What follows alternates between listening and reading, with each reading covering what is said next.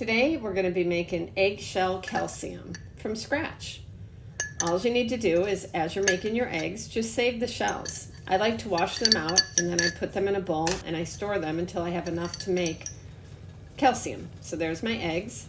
What you want to do is get a good sized pot of water boiling, and what you're going to do is put the shells in the water and make sure that they're completely submerged, and you're going to boil them for about 10 minutes. Once your eggs have boiled for 10 minutes, you're going to take them out of the pot, and what I did here was I just took them out of the water and I'm just putting them in another bowl to let them cool down, so that they're easy to touch.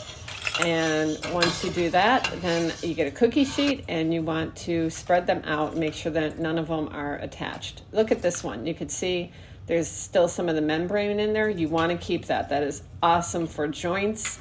So yeah, definitely keep that. That's your glucosamine.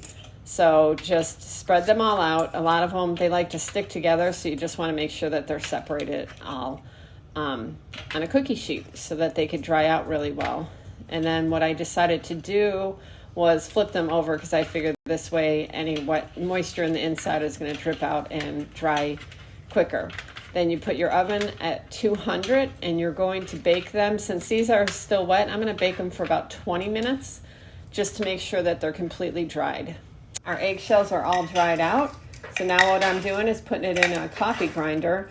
Now you can crush up the eggshells before putting it in here. It'll grind it into a powder quicker, but I was just putting it in. I'm going to let the coffee grinder tool do its job. So put it in there, put the lid on, and zip it up. And you just kind of work it until you get a powder. So as you can see, it's already turning into a powder. Then I pulse it a little bit. What I like to do is just, really keep going until it's in a powdered form. But as you can see, I'll show you here that it's already pretty close.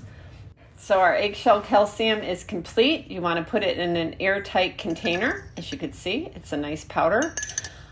You can store it for up to 2 months in an airtight container. And each teaspoon contains roughly 800 to 1,000 milligrams of calcium. So enjoy.